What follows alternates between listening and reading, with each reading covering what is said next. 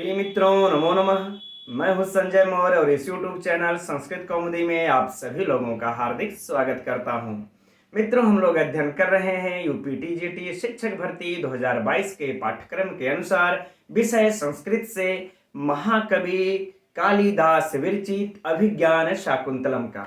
और हम लोग पिछले कुछ कक्षाओं में इस अभिज्ञान शाकुंतलम के संपूर्ण भूमिका, इस ग्रंथ का परिचय और संपूर्ण पात्रों की चारित्रिक विशेषताओं इत्यादि के बारे में अध्ययन कर चुके हैं। और अब आगे हम लोगों को अध्ययन करना है जो हम लोगों के पाठ्यक्रम में सम्मिलित है इस नाटक का चतुर्थ अंक। लेकिन उससे पहले हम लोग इसके मंगलाचरण का अध्ययन करते हैं, क्योंकि आप सभी लोग जानते हैं कि मंगलाचरण से प्रश्न पूछा जाना सुनिश्चित होता है। तो आज हम लोग आज की कक्षा में इस मंगलाचरण की सबसे पहले इसका शब्द अर्थ, इसकी व्याकरणात्मक टिप्पणियां, इसमें रस कौन सा है, छंद कौन सा है, रीति कौन सी है, इसमें अलंकार कौन सा है और इसमें नांदी कौन सी है, पत्रावली नांदी है तो किस प्रकार से यह पत्रावली नांदी होती है, इससे संबंधित कौन से प्रश्न परीक्षा में पूछे जा चुके हैं और कौन से प्रश्न पूछे जा सकते हैं, कौन कौन से इसमें से प्रश्न बनते हैं इत्यादि सभी के बारे में विस्तृत गहन सूक्ष्म अध्ययन किया जाएगा। तो आप सभी लोग अपनी पुस्तक अभिज्ञान शाकुंतलम का मंगलाचरण ओपन करके बैठ जाइए मित्रों, और साथ में ही अपनी नोट्स भी ले लीजिएगा, क्योंकि हम लोग बहुत सारी ऐसी चर्चा आज करने वाले हैं जो परीक्षा की दृष्टि से महत्वपूर्ण है। तो चलिए अध्ययन प्रारंभ करते हैं। हम लोग एक बार पढ़ लेते हैं इसको। या सृष्टि ही सृष्टुराद्या वहति विधि हुतम या हवीर्या च होत्री, ये द्वे कालम विधत्तः श्रुति विषय गुणा या स्थिता व्याप्य विश्वम, याम आहुः सर्व बीज प्रकृति इति यया प्राणिनः प्राणवन्तः। विच्छेद कर दे रहे मित्रों इसका हम लोग, है ना। प्रत्यक्षाभि प्रपन्नः यतनुभिः अवतु वह ताभिः इष्टाभिरीशः, है ना। तो चलिए सबसे पहले हम लोग मित्रों इसका अर्थ देखते हैं। तो क्या कह रहे हैं महाकवि कालिदास जी, किस प्रकार से देखिए मंगलाचरण कर रहे हैं। कह रहे हैं कि या अर्थात जो, या अर्थात जो सृष्टि अर्थात की रचना है, सृष्टि अर्थात रचना, सृष्टि अर्थात जो रचना है, किसकी रचना है तो सृष्टु अर्थात विधाता की, सृष्टु, है ना। सृष्टु विसर्ग लगा लेंगे मित्रों, विसर्ग को रुत्त होकर के फिर आद्या, इधर क्या कर लेंगे आद्या। तो सृष्टु अर्थात विधाता की, है ना, अर्थात विधाता की, और आद्या माने आदि अर्थात प्रथम, आदि अर्थात प्रथम, है ना। तो कह रहे हैं कि जो विधाता की प्रथम रचना है, जो विधाता की प्रथम रचना है। अब मित्रों यह जो किसके लिए आया है ना, वह सारी बातें हम लोग अभी चर्चा ये किया जाएगा। बस यहां पर अभी बस इतना ही समझ लेते हैं कि यहां पर जो मित्रों ये जो शब्द आया है कि तनुभी, है ना, यानी कि तनुमन अर्थात शरीर यानी मूर्ति रूप, है ना। तो इस तनुभी को हम लोग इस मूर्ति रूप के साथ जोड़ देंगे और फिर इस या का, तो विधाता की प्रथम रचना कौन है, विधाता की प्रथम रचना कौन है ना। तो हम लोगों के मनुस्मृति इत्यादि में मिलता है इन ग्रंथों में मित्रों कि जो विधाता की प्रथम रचना किसको कहा जाता है, जल को। तो इस या से हम लोगों का अर्थ क्या निकल जाएगा, जल। यह या शब्द किसके लिए आया है, जल के लिए आया है, राइट। तो कह रहे हैं कि जो जल है ना विधाता की सर्वप्रथम रचना है, विधाता की प्रथम रचना है, ऐसी। अब तनुभी का मतलब जब मित्रों हम लोग इसका मूर्ति वाला इसके साथ जोड़ देंगे तो क्या अर्थ हो जाएगा, जल रूप मूर्ति, जल रूप मूर्ति। तो जो विधाता की सर्वप्रथम रचना है अर्थात जल रूप मूर्ति। फिर से समझ लीजिएगा, बोलेंगे कैसे फिर से, कि जो विधाता की, है ना, जो या सृष्टुराद्या, कि जो विधाता की प्रथम रचना है अर्थात जल रूप मूर्ति, राइट। अब कहते हैं कि ये तो एक फाइनल। अब कहते हैं कि वहति माने ले जाता है, वहति अर्थात ले जाता है, एकदम ध्यान से समझिएगा मित्रों, कुछ भी शेष नहीं छोड़ना है हम लोगों को, है ना। वहति माने ले जाता है, किसको ले जाता है, प्रश्न उठेगा ना। तो कह रहे कि विधि हुतम, विधि हुतम यानी कि विधि पूर्वक किए गए हवन, है ना। अर्थात अर्थ क्या हो जाएगा मित्रों, विधि पूर्वक, विधि पूर्वक किए गए हवन मान लेते हैं, यहां लिख लेते हैं, है ना। हवन, विधि पूर्वक किए गए हवन की, या मने जो, और हवि मने हवि को, या मने जो, हवन, हवि मने हवि को। आगे बातें समझे। फिर यहां पर मित्रों विसर्ग है, विसर्ग को रुत्व होकर के या के ऊपर चला गया है ना, उधर हो गया। तो क्या कहेंगे फिर कि जो विधि पूर्वक हवन किए गए हवि को ले जाता है। बात फाइनल हुई। फिर से समझिए कि वह माने ले जाता है, किसको ले जाता है, तो कह रहे हैं कि विधि पूर्वक, विधि हुतम हवि, तो विधि पूर्वक हवन किए गए हवि को जो ले जाता है, या माने जो ले जाता है। तो मित्रों हम लोग जब हवन करते हैं विधि पूर्वक यज्ञ में, हवन में, तो उसको कौन ले जाता है, उसको देवताओं तक तो कौन पहुंचाता है, अग्नि पहुंचाती है। कौन पहुंचाती है, अग्नि। तो इस जो से हमारा अर्थ क्या हो जाएगा, अग्नि रूप। अब फिर इसके साथ हम लोग मूर्ति को जोड़ देंगे तो कहा क्या हो जाएगा, अर्थात अग्नि रूप मूर्ति, अग्नि रूप मूर्ति। ठीक, तो यह या शब्द किसके लिए आया, अग्नि के लिए। फाइनल। अब आगे बढ़ते हैं। अब कह रहे हैं कि या च होत्री, और कह रहे हैं कि जो, या अर्थात जो, च मने और, होत्री, होत्री अर्थात कह रहे हैं कि जो होता है, जो होता है, होता का अर्थ मित्रों क्या हो जाएगा, यजमान रूप होता, है ना। कह रहे हैं जो होता है, होता आप सभी लोग समझते ही होंगे, है ना। तो कह रहे हैं ठीक कि जो होता है अर्थात यजमान रूप मूर्ति। तो यहां पर मित्रों इस या का अर्थ हम लोग क्या ले लेंगे, यजमान। इनको याद करते रहिएगा मित्रों, यह नोट कर लीजिएगा, इस या है ना, यह सब किसके लिए आया है। ठीक, तो तीन बातें कह दिए ऊपरी पंक्ति में। तीन बातें कौन कौन से कहे, फिर से एक बार देख लेते हैं, फिर दूसरी पंक्ति में चला जाएगा। कहे कि जो रचना विधाता की प्रथम रचना है ना, जो विधाता की प्रथम रचना है अर्थात जल रूप मूर्ति, और जो विधि पूर्वक हवन किए गए हवि को ले जाता है अर्थात अग्नि रूप मूर्ति, और जो होता है अर्थात यजमान रूप मूर्ति। फाइनल। आगे बढ़ते हैं।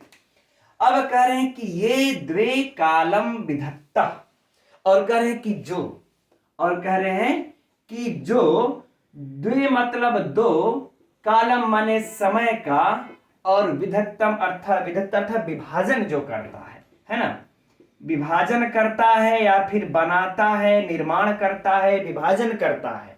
तो दो समयों का अर्थात दिन और रात, ये दो समय का अर्थ मित्रों हम लोग क्या ले लेंगे, दिन और रात। और जब दिन और रात को कौन विभाजन करने में वह उसका विभाजन करता है, सूर्य और चंद्र। तो ये का अर्थ यहां पर क्या हो जाएगा मित्रों हम लोगों का, एक हो जाएंगे सूर्य और एक हो जाएंगे चंद्र। ठीक, अब फिर मूर्ति को हम लोग इसमें जोड़ देंगे कि जो दो समय का विभाजन करता है, जो दोनों रात और दिन का विभाजन करता है अर्थात सूर्य और चंद्र रूप मूर्ति। है ना। चलिए अब आगे बढ़ते हैं कि श्रुति विषय गुणा। श्रुति अर्थात मित्रों जो हमारी श्रवण इंद्रिय है ना, जो हमारी श्रवण इंद्रिय है, इसके विषय का, इसका विषय क्या है, हमारे कर्ण, जो हमारे जो यह श्रवण इंद्रिय है अर्थात कान, हम लोगों के इस कान का विषय क्या है, शब्द, है ना। तो इस कान का विषय क्या हो जाएगा, शब्द। ठीक, तो कह रहे हैं इस कान का शब्द जिसका गुण है, गुणा मतलब गुण। तो अर्थ इस तरह से ले लेंगे मित्रों हम लोग कि शब्द जिसका गुण है,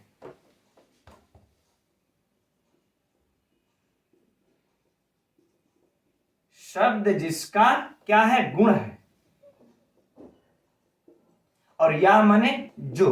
तो शब्द किसका गुण होता है मित्र, हम लोग पढ़े दर्शन में, आप सभी लोग पढ़े होंगे, अध्ययन किए होंगे इसका। तो शब्द किसका गुण है? आकाश का। तो या का अर्थ यहां पर क्या हो जाएगा? अर्थ आकाश।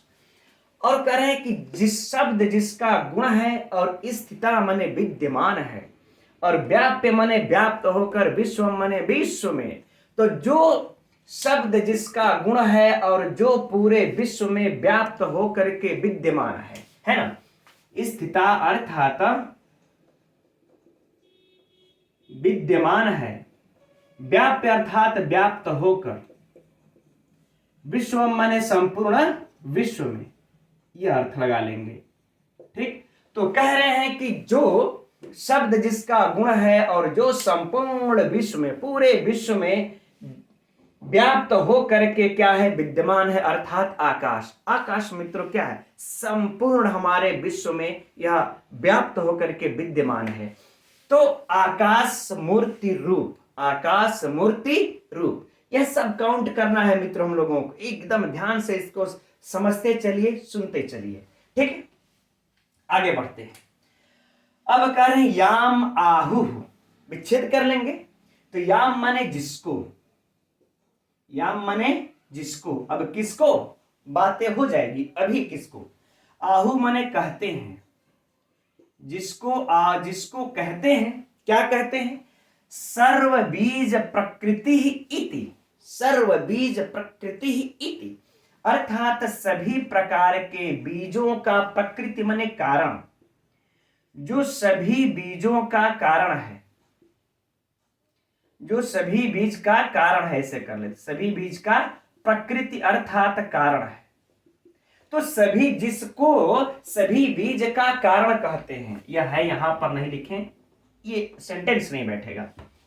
तो कह रहे हैं कि जिसको सभी बीज का कारण कहते हैं। तो मित्रों किसको सभी बीज का कारण कहते हैं? तो पृथ्वी को कहते हैं, अर्थात पृथ्वी रूप मूर्ति, है ना, अर्थात पृथ्वी मूर्ति रूप। ठीक, पृथ्वी मूर्ति रूप, क्योंकि सारे बीज मित्रों हम लोगों के कहां उत्पन्न होते हैं? इस पृथ्वी में ही होते हैं ना। तो क्या हो जाएगा कि जिसको सभी बीज का कारण कहते हैं, अर्थात पृथ्वी मूर्ति रूप। राइट, आगे बढ़ो। और यया प्राणिनः प्राणवंतः, यया तृतीया का विभक्ति है, तो जिससे क्या अर्थ लगा लेंगे हम लोग? जिससे। क्या? जिससे। तो कह रहे प्राणिनः प्राणवंतः, तो कह रहे जिससे सभी प्राणी जीवित रहते हैं। जिससे प्राणिनः, सभी प्राणी क्या करते हैं? कह रहे कि जीवित रहते हैं, जीवित रहते हैं। तो अब मित्रों प्रश्न उठा लेंगे आप लोग कि किससे सभी प्राणी जीवित रहते हैं? वायु से। तो यहां पर अर्थ क्या हो जाएगा मित्रों हम लोगों का? वायु रूप, वायु मूर्ति रूप, है ना, वायु मूर्ति रूप। तो यह आया किसके लिए आया? वायु के लिए आया, अर्थात वायु मूर्ति रूप। आगे बातें समझ मित्रों। अब इसमें देखिए हम लोगों का 8 होते हैं, क्योंकि अष्टाभिरीशः, इन्होंने ऐसा कहा है। 8 किस प्रकार से होंगे वह भी काउंट कर लेंगे, लेकिन अभी एक बार इन तीनों श्लोकों की पंक्ति को पढ़ लेते हैं, अर्थ देख लेते हैं, तब हम लोग इस पंक्ति में प्रवेश किया जाएगा, तब सटीक से समझ में आएगा मित्रों। तो पहला इन्होंने क्या कहा कि जो रचना, जो विधाता की प्रथम रचना है, जो विधाता की प्रथम रचना है, अर्थात जल मूर्ति रूप। ठीक, और कह रहे हैं कि जो विधि पूर्वक हवन किए गए हवि को क्या करता है? ले जाता है, अर्थात अग्नि मूर्ति रूप। और कह रहे हैं जो होता है, चौहोत्री या चौहोत्री, कह रहे हैं जो होता है, अर्थात यजमान मूर्ति रूप। फिर कह रहे ये द्वे कालम विधत्ता, कह रहे कि जो दोनों कालों का विभाजन करता है, अर्थात दिन और रात का जो विभाजन करता है, अर्थात सूर्य और चंद्रमा मूर्ति रूप। अब आगे कहते हैं कि श्रुति विषय गुणा, कि जिसके, है ना, श्रवण का जो विषय है, श्रवण का जो विषय है उसके गुण, वह जिसका गुण है। यहां पर मित्र बहुव्रीहि समास है ना, श्रुति अवांतर तत्पुरुष होगा, संपूर्ण में देखेंगे बहुव्रीहि होगा, वह व्याकरणात्मक टिप्पणियों को देख लेंगे। तो कह रहे शब्द जिसका गुण है, शब्द जिसका गुण है, जो, तो कौन? आकाश, जो कि पूरे विश्व में व्याप्त होकर के स्थित है, विद्यमान है, अर्थात आकाश मूर्ति रूप। और कह रहे हैं जिसको लोग सभी प्रकार के बीजों का कारण कहते हैं, अर्थात पृथ्वी मूर्ति रूप। फिर कह रहे हैं जिससे सभी प्राणी जीवित रहते हैं, अर्थात वायु। तो टोटल कितना हो गए मित्रों? 8 हुए। अब यह 8 कैसे हुए देखिए, एक हमारा यहां पर जल हो गया, अब एक हमारा यहां पर क्या हुआ, अग्नि हो गया 2, और एक हमारा यहां पर यजमान हो गया 3, काउंट करते रहिएगा। और एक देखिए यहां पर हमारा सूर्य हो गया 4, एक यहां पर हमारा चंद्र हो गया क्या 5 हुआ, और एक यहां पर हमारा जो आकाश हो गया ये हो गया 6, राइट। अब आगे यहां पर मेरी एक पृथ्वी हो गई 7, और एक यहां पर हमारा वायु हो गया 8। तो 8 मूर्ति रूप हो गया ना, कोई डाउट नहीं, यह 8 मूर्ति रूप। अब आगे बढ़ते हैं, तो कह रहे हैं कि ताभी। अब यहां पर मित्र हम लोग थोड़ा सा अन्वय बना लेते हैं, तब सटीक समझ में आएगा। क्या है कि ताभी, ताभी मतलब उन, वह यहां पर वह अलग कर लेंगे, वह को विसर्ग को यहां पर मित्रों स होकर के वस्ताभी, फिर ताभी में फिर यहां विसर्ग है, विसर्ग को रुत हुआ है, फिर अष्टाभी, फिर यहां पर विसर्ग है, विसर्ग को रुत होकर के ईसा, अलग अलग कर लेंगे। तो जब हम ताभी यहां पर कर लेंगे तो क्या अर्थ हो जाएगा कि उन, है ना, ताभी अगर कर लेंगे तो क्या अर्थ हो जाएगा उन। तो कौन उन? तो कह रहे हैं उन है जो 8 थे हम लोग देखे ना मित्रों, तो इसी के लिए है कि उन, क्या उन, कह रहे प्रत्यक्षाभी, उन प्रत्यक्ष, है ना, क्या हो जाएगा उन प्रत्यक्ष, राइट। उन प्रत्यक्ष अष्टा, अष्टा यानी कि 8, यानी कि 8, उन प्रत्यक्ष 8। अब यहां पर मित्र देखिए वही है कि तनुभि मूर्ति रूप, तनुभि यहां पर भी विसर्ग है मित्रों, फिर अवतु कर लेंगे यहां पर, अवतु अर्थात रक्षा करें, तो तनुभि अर्थात मित्रों क्या कर लेंगे शरीर। तो शरीर यहां पर हम लोग एक तो कृष होने के भी अर्थ में वो बाद में चर्चा कर लेंगे, लेकिन यहां पर पहले क्या है कि मूर्ति रूप, है ना। तो कह रहे कि उन प्रत्यक्ष 8 मूर्ति रूप, उन प्रत्यक्ष 8 मूर्ति रूप कौन?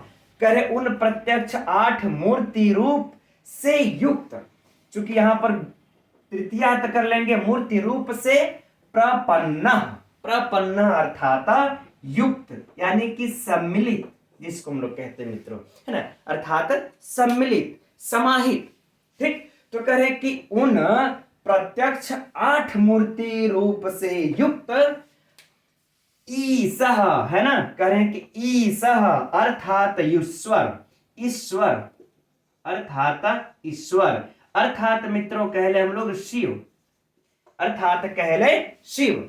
और अवतु, अब ये जो अवतु है रक्षा करें, रक्षा करें, थोड़ा सा सही नहीं लिखा पाया है ना, अवतु अर्थात रक्षा करें। 1 मिनट,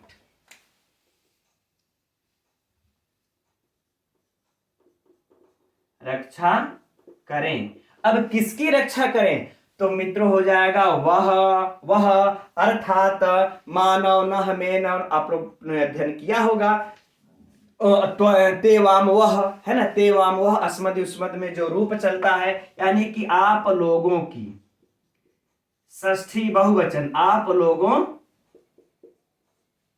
की। आ गई बातें समझ में? यानी कि अगर मोटा मोटी अगर एक लाइन में अगर देखा जाए मित्रों, तो सीधे सीधे कह रहे हैं कि ईश्वर भगवान शिव आप लोगों की रक्षा करे, है ना, यानी कि आशीर्वाद, आशीर्वादात्मक हुआ ना, ईश्वर जो वह भगवान शिव है आप लोगों की रक्षा करे, सीधा सीधा अगर देखा जाए तो यही है। लेकिन कैसे शिव रक्षा करे?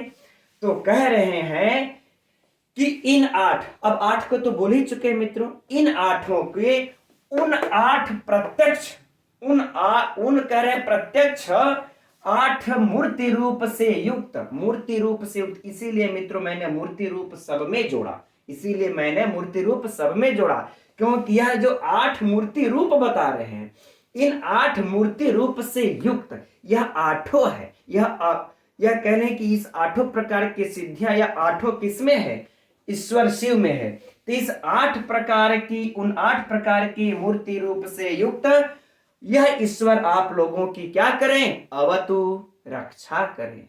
आगे बातें समझ में मित्रों। अब एक बार संपूर्ण से इसका अर्थ हम लोग पढ़ लेते हैं बस, कि जो विधाता की प्रथम रचना है अर्थात जल मूर्ति रूप, और जो विधि पूर्वक किए गए हवन को ले जाता है अर्थात अग्नि मूर्ति रूप, है ना, अर्थात अग्नि मूर्ति रूप। और कह रहे हैं कि जो होता है अर्थात यजमान मूर्ति रूप, इसको हमेशा बोलते चलेंगे मित्रों, अर्थात यजमान मूर्ति रूप। और जो 2 समय अर्थात दिन और रात्रि का विभाजन करता है अर्थात सूर्य और चंद्र मूर्ति रूप। और शब्द जिसका गुण है और जो पूरे विश्व में व्याप्त होकर के विद्यमान है ऐसे अर्थात आकाश मूर्ति रूप। और जिसको सभी बीजों का कारण कहते हैं अर्थात पृथ्वी मूर्ति रूप, मूर्ति रूप तो बोलना है अर्थात पृथ्वी मूर्ति रूप। और जिससे प्राणी जीवित रहते हैं अर्थात वायु मूर्ति रूप। इन है ना, अब यह जितने भी आठों हैं उन प्रत्यक्ष आठों है ना, उन प्रत्यक्ष 8 मूर्ति रूप, ये जो मैंने कालिदास जी कह रहे, ये जो मैंने ऊपर कहा कि इन प्रत्यक्ष 8 मूर्ति रूप से युक्त, प्रपन्न से युक्त ईश्वर शंकर है ना, वह अवतु आपकी रक्षा करे। कितनी देखिए सटीक इन्होंने कहा, कैसे शिव रक्षा करे, तो इन 8 से युक्त। फाइनल, चलिए मैं समझता हूं मित्रों आप लोगों का ये जो है कि और फाइनल हो गया होगा। हम लोग इसमें से प्रश्न की बात अब कर ले। तो पहला जो प्रश्न मित्रों इसमें साहित्य के कर लेते हैं, फिर इसके बाद अभी तो इसके अंदर बहुत कुछ जानना है ना, इसलिए धैर्य रखे रहिए।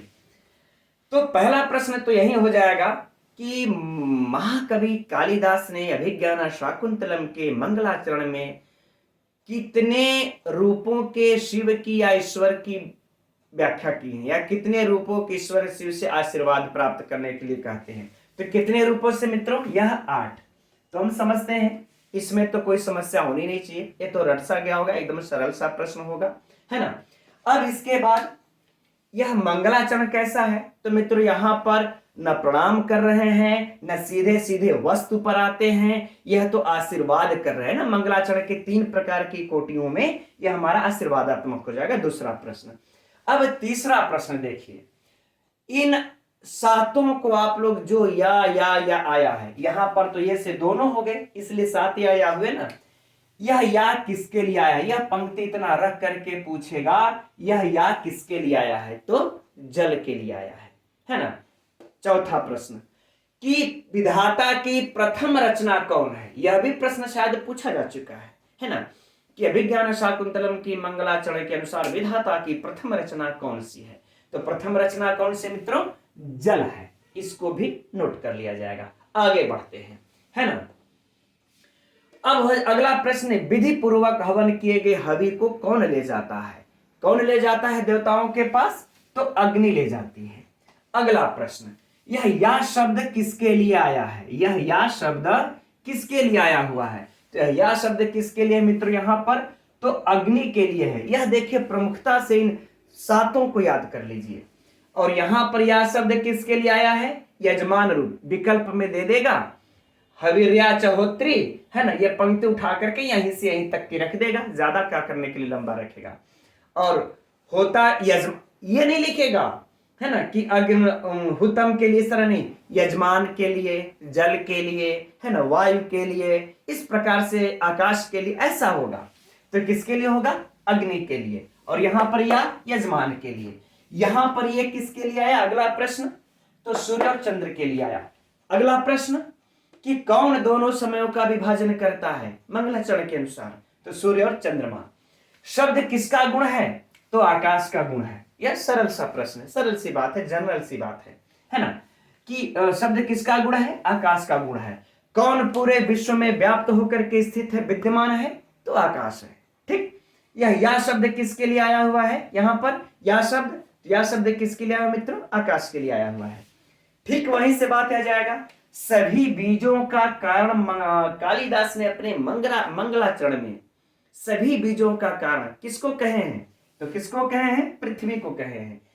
याम शब्द किसके लिए आया है? पृथ्वी के लिए आया है। किससे सभी प्राणी जीवित रहते हैं? वायु से रहते हैं, है ना। यया शब्द किसके लिए आया हुआ है? यह वायु के लिए आया हुआ है, राइट। अच्छा,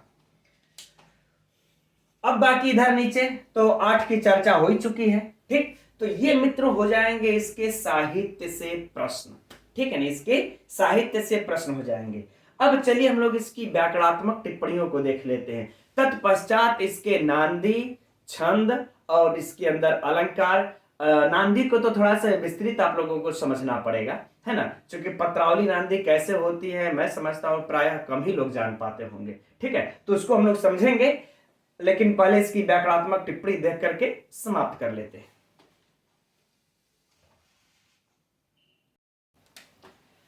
तो देखते हैं, या तो कोई समस्या नहीं। सृष्टि, सृज धातु से कितिन प्रत्यय लगा लेंगे मित्रों, बन जाएगा हम लोगों का सृष्टि, है ना, कोई समस्या नहीं। यहां पर ये सृष्टु है, यह महत्वपूर्ण हो सकता है परीक्षा के लिए हम लोगों का। तो सृज धातु, त्रिच प्रत्यय लगा लेंगे, इसके बाद मित्रों हम लोग रूप चला लेंगे, सु आदि की उत्पत्ति कर लेंगे, और हम लोगों का क्या हो जाएगा? यहाँ पर षष्ठी का एक वचन, षष्ठी विभक्ति के एक वचन में बन जाएगा हम लोगों का सृष्टु, राइट। आगे आद्या, आद्या का क्या हो जाएगा? आदि, धन यत प्रत्यय लगा लेंगे और उसके बाद धन टाप लगा लेंगे, बन जाएगा आद्या, कोई समस्या नहीं। वहति का तो समस्या ही नहीं कोई। अब विधि हुतम, तो विधिना हुतम, विधिना हुतम, तो अगर विधि हुतम में देखा जाए तो मित्रों तृतीया तत्पुरुष समास, तृतीया तत्पुरुष समास विधिना हुतम। अगर आप लोग, अब विग्रह तो लिखना मित्रों लंबा हो जाएगा, समय लगेगा, अगर आप लोगों को नोट करना होगा तो मैं बोल दे रहा हूं, नोट कर सकते हैं। विधिना हुतम, और हुतम की व्युत्पत्ति अगर देख लिया जाए तो क्या हो जाएगा? हु धन कत, हु धन कत से बन जाएगा मित्र हम लोगों का हुतम, कोई समस्या नहीं। हवि या च होत्री, होत्री में क्या हो जाएगा? हु धन त्रिच प्रत्यय लगा लेंगे मित्रों यहां भी, और इसके बाद गीप जरूर लगाना भूलिएगा मत, यह गीप लगा हुआ है, यह भी परीक्षा के लिए महत्वपूर्ण हो सकता है, राइट। होत्री बन जाएगा। यह द्वे कालम विधत्ता श्रुति विषय गुणा, इसी की बात कर रहे थे मित्र हम लोग ना, कि श्रुते विषय गुण यस्याः सा अर्थात बहुव्रीहि समास, है ना, क्या हो जाएगा? बहुव्रीहि समास,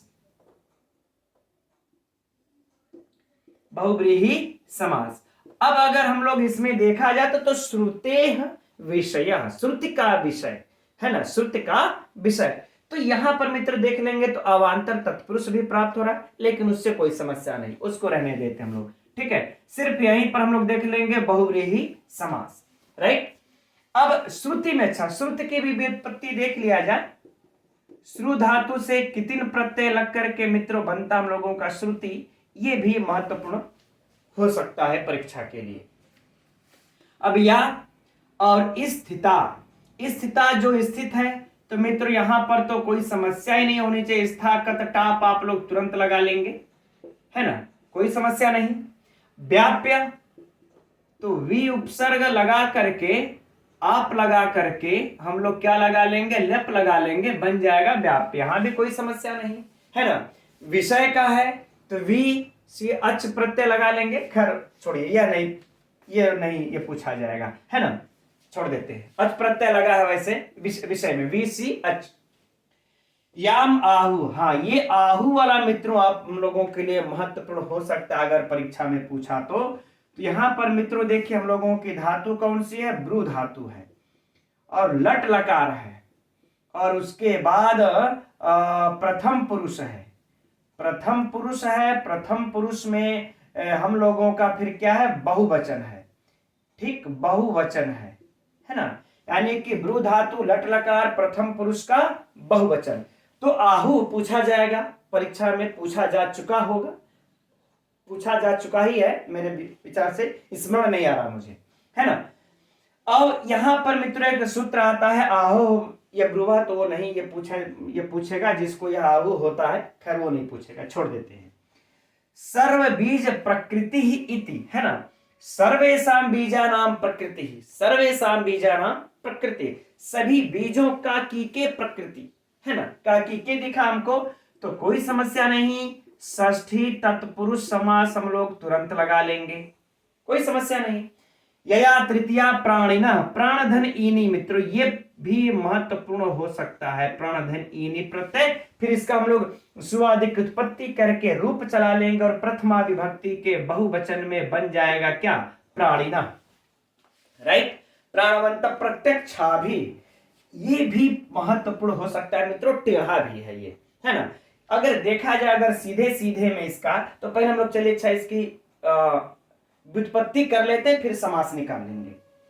तो व्युत्पत्ति इसकी क्या हो जाएगी हम लोगों की, प्रति, प्रति धन अक्षी, प्रति अक्षी, धन टच लगा लेंगे मित्रों, और टच के बाद फिर इसमें अच भी लगता है ना, टच के बाद जो है यहाँ पर आदिभ्यो अच से यहाँ पर अच भी लगता है, तो ये इसका देखिए प्रति अक्ष तो लगता है ये, फिर टच लगाने के बाद हम लोगों का यहाँ पर यह टच प्रत्यय लगता है, उसके बाद अच प्रत्यय भी लगता है। तो ये अगर पूछा जाएगा तो ये देखिए महत्वपूर्ण हो सकता है, क्योंकि हम लोग टच तक जा करके आज तक जा करके सीमित हो जाएंगे, तो याद रहे कि यह दोनों है, टेढ़ा है मित्रों, है ना। अब अगर इसमें समास देखा जाएगा मित्रों तो क्या हो जाएगा, हम लोग अगर देखेंगे तो अक्षरः प्रति अर्थात अव्ययी भाव समास, अर्थात अव्ययी भाव समास, है ना, यही होना चाहिए, ये समास होगा। और एक मित्रों इसमें प्रादि समास भी हम लोगों को प्राप्त हो जाता है ना, जब हम लोग अक्षम इंद्रियम प्रतिगता इति प्रत्यक्षा इस प्रकार से, है ना, समास करते हैं, तो यह प्रादि समास भी यहां पर हो जाता है, ठीक है। तो जैसा अगर हम लोग विकल्प देखेंगे वैसा हम लोग करेंगे कार्य इसमें, अगर अव्ययी भाव न दे करके अगर प्रादि दिया है तो इसको लगा लेंगे, नहीं तो सीधा सीधा वैसे अव्ययी भाव ही देना चाहिए, अगर पूछा गया तो इसको लगा लेंगे। प्रपन्न, है ना, तनु भी तृतीया है, ये अवतु वस्ता वह, इधर तो कोई समस्या है नहीं मित्रों, है ना। प्रपन्न प्रपद धनकट, क्या हो जाएगा, प्र धनपद धनकट, राइट। तो ये हो गए मित्रों इसकी व्याकरणात्मक टिप्पणियां। अब इसके व्याकरणात्मक टिप्पणी में अगर हम लोग देखें तो हम लोगों के लिए देखिए ये महत्वपूर्ण है परीक्षा के लिए, है ना, सृज धन त्रिच धन, ये षष्ठी में का एक वचन है, यह पूछा जा सकता है कितने वचन है, ठीक है। यह गीप गीस गिन के दृष्टि से ये महत्वपूर्ण है, और इसके बाद समास की दृष्टि से यहाँ पर देखिए बहुव्रीहि समास वाला ये महत्वपूर्ण है, और ये तो बहुत बहुत धातु रूप के दृष्टि से अत्यंत महत्वपूर्ण है, ठीक है, इसका पूछा जाना, ठीक। और बाकी प्राणिना इधर, हाँ, और ये थोड़ा सा टेढ़ा होने की दृष्टि से महत्वपूर्ण है, ठीक। तो ये व्याकरणात्मक टिप्पणियों से प्रश्न बन सकते हैं मित्रों इसमें से। अब हम लोगों का देखिए इसके साहित्य की दृष्टि से प्रश्न हो गए, व्याकरणात्मक की दृष्टि से जो महत्वपूर्ण बातें हैं उनको देख लिया हम लोगों ने। अब बात करते हैं हम लोग इसमें, देखिए रीति की, अच्छा पहले बात कर रहे हैं, छंद की बात कर लेते हैं ना। तो छंद मित्रों हम सभी लोग जानते हैं, इसमें नो डाउट श्रद्धरा छंद है। कौन सा छंद है, श्रद्धरा।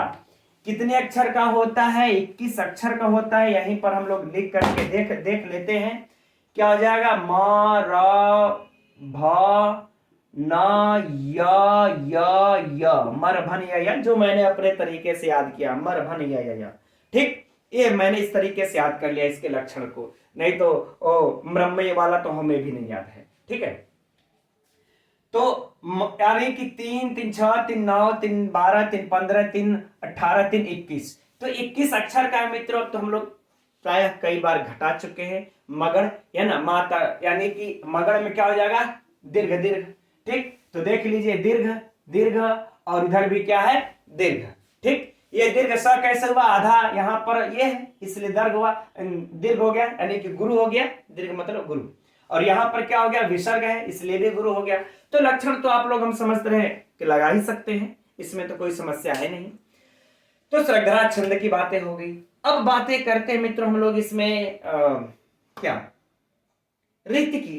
तो रीति की अगर बातें करेंगे मित्रों हम लोग, तो इसमें कालिदास जैसे कि वैदर्भी रीति के लिए विशिष्ट माने जाते हैं। तो इस मंगलाचरण में भी कौन सी रीति है? वैदर्भी रीति है, नो डाउट, है ना।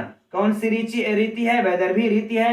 छोटे छोटे पद हम लोगों को दिख रहे हैं ना, जब लंबे लंबे दिखते तब हम लोग थोड़ा सा बदलाव इस रीति में आता। अतः यहां पर पूर्ण रूप से वैदर्भी रीति है, कोई समस्या नहीं। अब बात कर ले मित्रों हम लोग जो नांदी की जो बात कर रहे थे, द्वादश पदा, अष्टपदा और उसके बाद जो है कि ये पत्रावली नांदी है ना, इसकी जो बातें कर रहे थे। हम सभी लोगों ने मित्रों यह रट्टा मार रखा है, पढ़ ही लिया होगा। मुझे कुछ ऐसा नहीं, आप जिस स्तर पर आप लोग पहुंच चुके हैं उस पर यह नहीं ये बताना है कि इसमें पत्रावली नांदी है। हम सभी लोगों ने इसको अध्ययन कर ही लिया होगा कि इसमें नांदी कौन सी है ना। हम सभी लोगों ने यह अध्ययन कर ही चुके होंगे कि यहां पर नांदी कौन सी है मित्रों, यहीं पर लिख देते हैं, कोई समस्या नहीं। एक मिनट, हाँ। तो इसमें नांदी कौन सी है? पत्रावली, पत्रावली नांदी है। और अगर देखा जाए मित्रों तो इसमें अष्टपदा नांदी भी है, अष्टपदा नांदी भी। यद्यपि मैंने डॉक्टर कपिल देव द्विवेदी की पुस्तक का अध्ययन किया, उसमें मुझे कहीं ऐसा अष्टपदा नांदी नहीं ये दिखा, लेकिन एक शायद वासुदेव ये शरण कुछ ऐसे करके लेखक है, उनकी भी पुस्तक अच्छी है, नाम नहीं याद आ रहा है। तो उन्होंने देखा था अष्टपदा नांदी, और सही भी है। कैसे अष्टपदा नांदी होगी उसके बाद हम लोग पत्रावली पर चर्चा ये किया जाएगा। अष्टपदा नांदी कहने का तात्पर्य मित्रों, जो हम लोग आप लोगों को हमने उत्तर रामचरित्र में बकायदा बताया होगा कि कैसे यह अष्टपदा नांदी, द्वादश पदा नांदी होती है। हम पदों को गिनते हैं। अब इस पदों को गिनने का तात्पर्य मित्रों क्या होता है कि हम क्या करते हैं कि जो पाद होते हैं उनको भी गिन सकते हैं, उसको भी लेकर के हम अष्टपदा या द्वादश ये पदा कर सकते हैं, या फिर उसमें जो सुपतिंग इत्यादि लगे होंगे तो उनको भी ले करके हम अष्टपदा द्वादश ये पदा कर सकते हैं।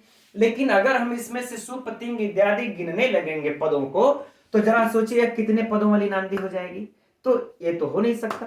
और फिर कभी कभी क्या होता है कि हम इनके वाक्यों को भी देख करके, जैसे वाक्य जो होते हैं उन वाक्यों के अनुसार भी हम पद को मानते हैं इस अष्टपदा नांदी द्वादश ये पदा को बनाने के लिए। तो इसमें मित्रों जो है कि 8 वाक्य हम लोगों को प्राप्त हो जाते हैं। कौन से? देखिए यहां पर सीधे कहा गया कि अष्टाभिरीशम, यानी इस 8 मूर्ति रूप। तो जो हमारे यहाँ 8 वाक्य जो बन जाते हैं, जैसे मालत्या सृष्टि सृष्टुराध्या, ये हमारा एक वाक्य हो गया, ठीक है। इस प्रकार से हमारे जो यह 8 वाक्य बनते हैं, इस प्रकार से हम इसको कह सकते हैं कि अष्टपदा नांदी है। क्या कह सकते हैं कि अष्टपदा नांदी। मित्रों इसको यह नोट करते रहिएगा आप लोग, क्योंकि यहाँ हौच पौच थोड़ा सा हो जा रहा है, जगह कम है ना। तो अष्टपदा नांदी कह सकते हैं। लेकिन इस नांदी का जो और भी जो रूप होता है, जिसको हम लोग पत्रावली नांदी भी एक भेद होता है, इसको भी कहते हैं। इसमें पत्रावली नांदी है। अब वह पत्रावली नांदी क्या है ना, वह पत्रावली नांदी किसको कहते हैं, भाई इसको समझते हैं। तो पत्रावली नांदी मित्रों देखिए क्या होता है कि यस्या बीजस्य विन्यासो यभिधीयस्य वस्तुनः। हम लोगों ने आप लोगों ने इसको एकदम आराम से अगर सुना ही होगा, लिखा भी होगा, नहीं तो आप लोग लिख सकते हैं इसको, है ना।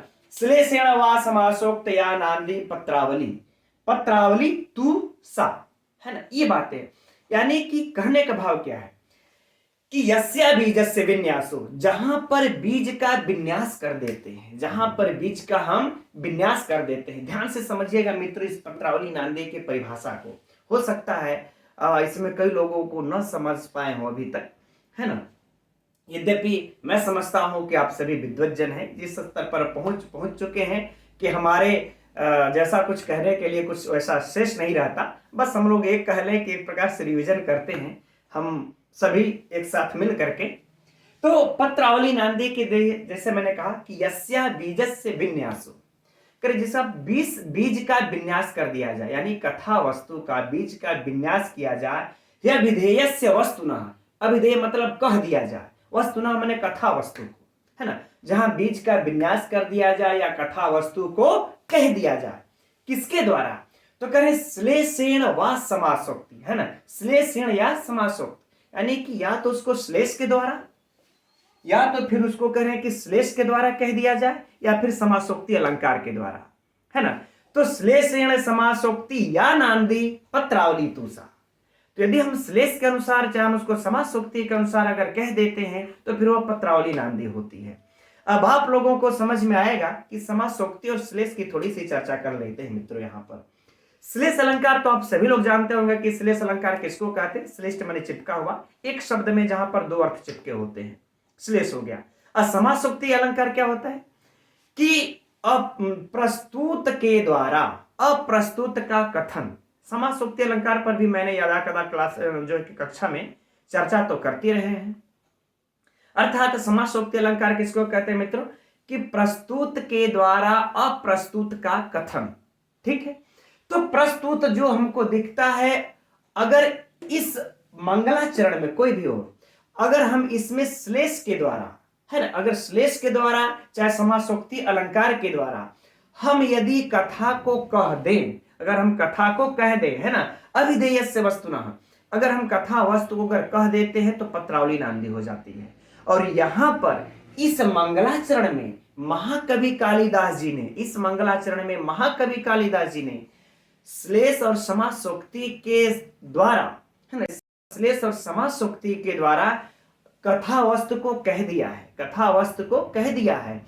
इस कारण से यहां पर यह पत्रावली नांदी है। आ गई बातें समझ में?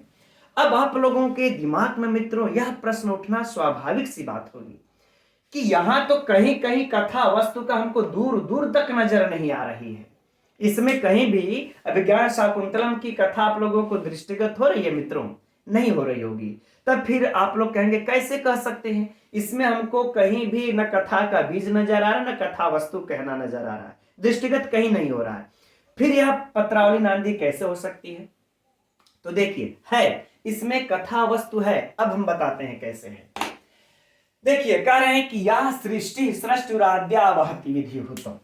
अब यहां पर मित्रों हम लोगों ने क्या अध्ययन किया था, यहीं सिर्फ हम आप लोगों को एक पंक्ति का समझा देते हैं और बाकी का यहां पर कोई विशिष्ट आवश्यकता नहीं है, क्योंकि वो परीक्षा में नहीं पूछा जाएगा। सिर्फ पत्रावली नांदी को समझने के लिए मैं आप लोगों को यह बता रहा हूं। यहां पर देखिए हम लोगों से यह कहा हुआ है कि यह सृष्टि सृष्टुराद्या, जो सृष्टि की जो विधाता की प्रथम रचना है, जो विधाता की प्रथम रचना है। तो हम लोगों ने एक अर्थ क्या लगाया था यहां पर, या का अर्थ जल, जल मूर्ति रूप, है ना। अब हम लोग अगर इसको कथा वस्तु से जोड़ते हैं मित्रों तो इसका अर्थ देखिए क्या हो जाता है कि जो विधाता की प्रथम रचना है, अर्थात या माने शकुंतला, या माने क्या हो जाएगा, शकुंतला। अब शकुंतला के कहने का मतलब पृथ्वी विधाता की प्रथम रचना शकुंतला कैसे हो सकती है? तो क्या उसके पहले कोई स्त्री या पुरुष का निर्माण नहीं किया था विधाता ने? नहीं, ऐसा नहीं, ये नहीं। अनिंद्य सुंदरी शकुंतला, अनिंद्य सुंदरी शकुंतला, अर्थात विधाता ने, ब्रह्मा ने, विधाता ने सबसे पहले शकुंतला को ही सबसे सुंदर स्त्री बनाया इस पृथ्वी पर। आगे बातें समझ में ना? तो क्या हो जाए कि जो विधाता की सबसे सुंदर अनिंद, है ना, सबसे सुंदर रचना है, अर्थात शकुंतला। आगे बातें समझ में?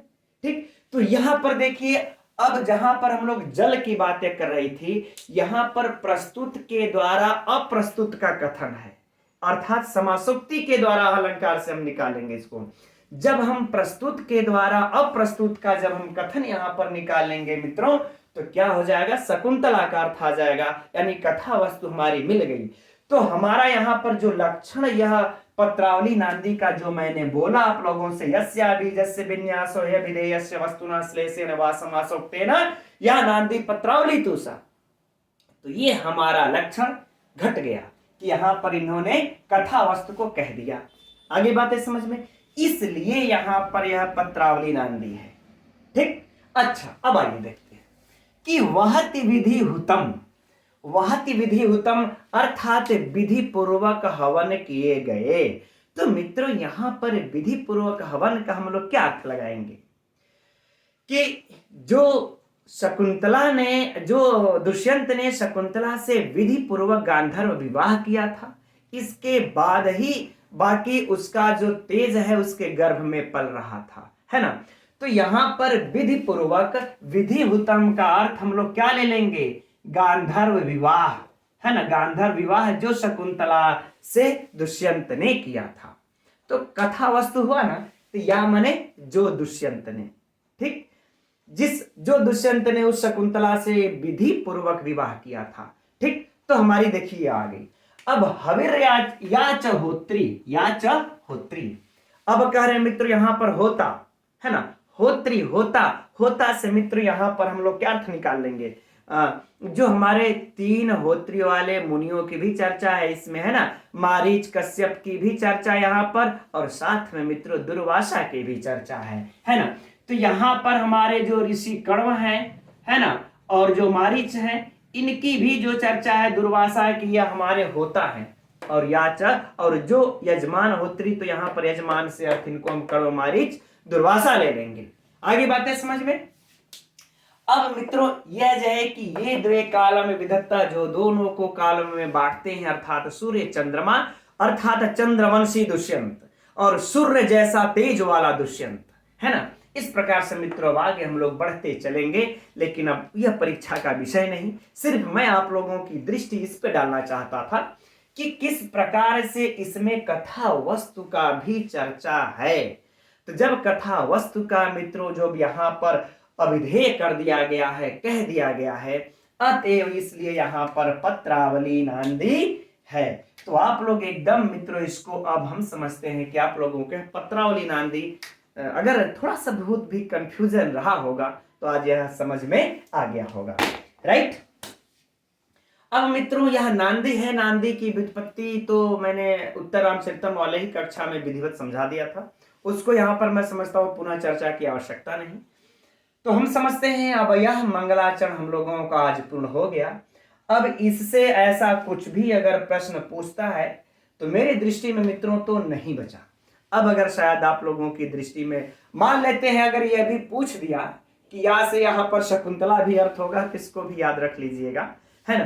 तो मेरी दृष्टि में तो अब यहाँ पर तो कोई वैसा बचा नहीं जो कि रहे। अगर फिर भी आप लोग मेरी दृष्टि वहां तक नहीं पहुंच पा रही जो परीक्षा के लिए महत्वपूर्ण हो, तो कमेंट्स करके बता सकते हैं। और आप लोगों को मित्रों यह कक्षा कैसी लगी आज।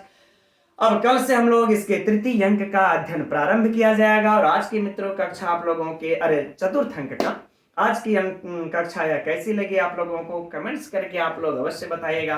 तब आज की कक्षा के लिए मित्रों इतना ही रहने देते हैं। अब कल मिलेंगे फिर इसी समय 8 बजे। तब तक के लिए मित्रों नमो नमः।